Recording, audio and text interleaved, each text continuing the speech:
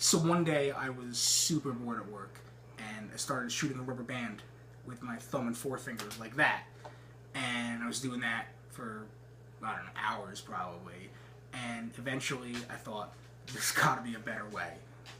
Stretch me out like a rubber band. You got my life in the palm of your hand. That's what you get to me, baby. Yeah. Your average rubber band gun, my average rubber band gun at least, is made from basic type items you can get in your local office supply store. Because I work in one. If you have a regular type job, you can probably steal the materials from your office. Not that I endorse that.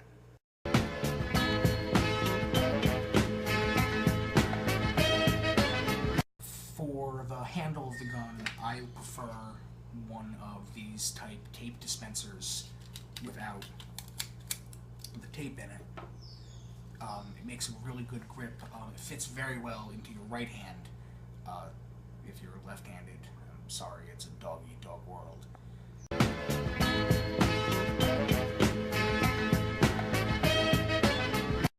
For the barrel of the gun, I like to use hollowed-out pen tubes. I like these ones the best because they've got this tapered end that makes it easier to fit the one into the other. You still have to, obviously, maybe not obviously, tape it up.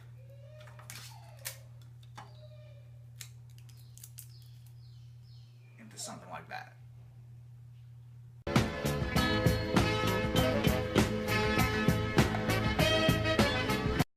For the gun's triggering mechanism, I like to use either one of these type of binder clips or a regular household clothespin.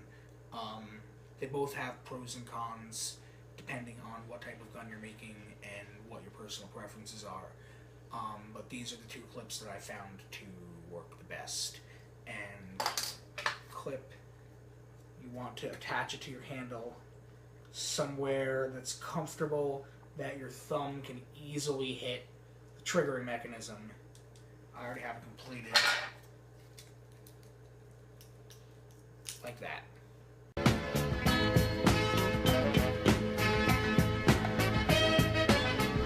The hook at the end of the gun, you can use something as simple as a bent paper clip, but I really like to use these brass fastener things. Did you know that they're called brads? That's kind of awkward. You can stick it directly into your pen cap for a boss level maneuver.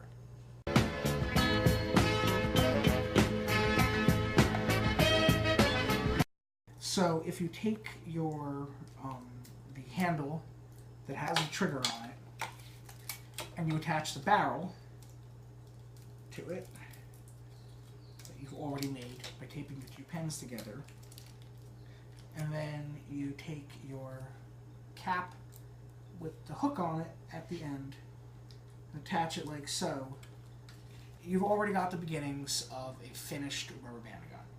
It's still super duper unstable because it's basically just a bunch of office supplies taped together still at this point.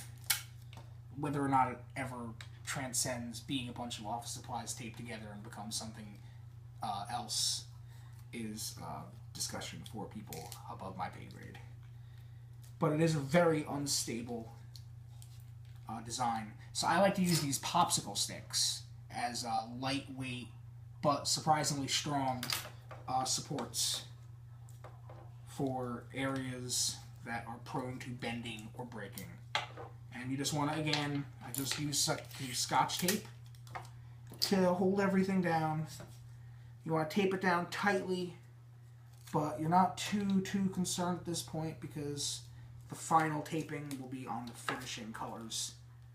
You just want to make sure that everything is tightly held together and stable, because the more a rubber band gun bends, the less likely it is to fire anything like how you want it to fire. This is still super unstable, but we'll work on it.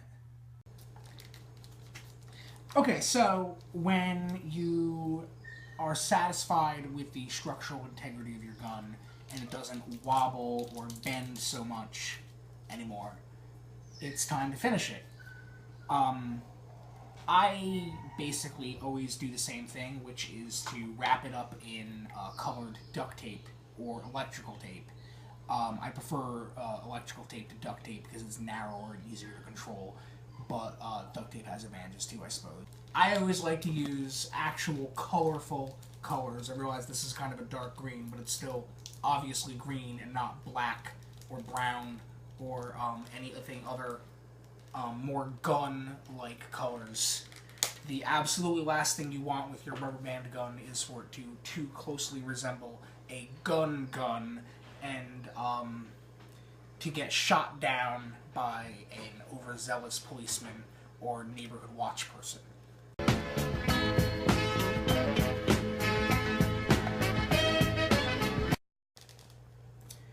And so when you're done, you've got something like that. Like I said, I usually just go for simple colors and stripes to break up the blocks of color.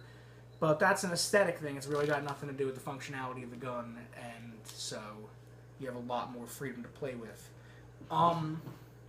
So you've got a gun, a rubber band gun, but where's the fun in that without rubber bands?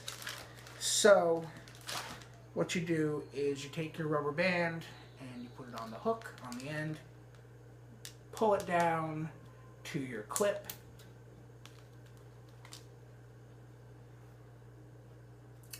relax, aim, and squeeze.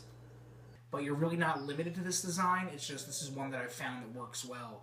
I've incorporated all kinds of variations and things that, like say, this is one of the first ones I ever made. This, I guess it's supposed to be some kind of Tommy gun or something. It wasn't really well thought out. But this thing here is a finished roll of duct tape that just got incorporated into the next gun, and I don't know, I kind of like it. This is the first gun I ever made, and this here is a prescription medicine bottle, which is like a clip to hold your ammunition, your rubber bands in. My niece Sarah, she made this gun. It's very colorful. Will not be mistaken for a real gun. And this here is the handle of one of those chop paper cutter things. I think this might be a cigar tube, but I really don't remember. These are matching dueling pistols for when there's no other way to settle it. And this is some kind of a wooden dowel that I got at Home Depot, I think. This giant one is a double barrel shooter. It's got 2 clips and 2 hooks for simultaneous independent firing. And this here, that's a vitamin water bottle. That means it's healthy. But you can really incorporate anything into these guns. I have all kinds of, in my lab at home, just strange cardboard tubes and giant paper clips and all sorts of, you're really limited by your imagination and the physics of having to stretch a rubber band from one point to another. My most recent design variation I'm pretty proud of. It's a compact rubber band gun that easily fits into your pocket for traveling purposes, and then when you need to shoot a rubber band, as who doesn't, you assemble it just like the hitman in the movie. It's got its own ammunition holder, and voila. It's a kind of bulky handle. You can't comfortably hold it, but for the compactness and transportability, that's a sacrifice I'm willing to make. Is it art? I don't know. I'd like to think so. And in some ways, perhaps even better than art. Because it's not only something that is creative and aesthetically pleasing, but it's also functional and fun. The Mona Lisa has been a beloved work of art for centuries, hanging in one of the most prestigious museums in the world. Can you shoot someone with it?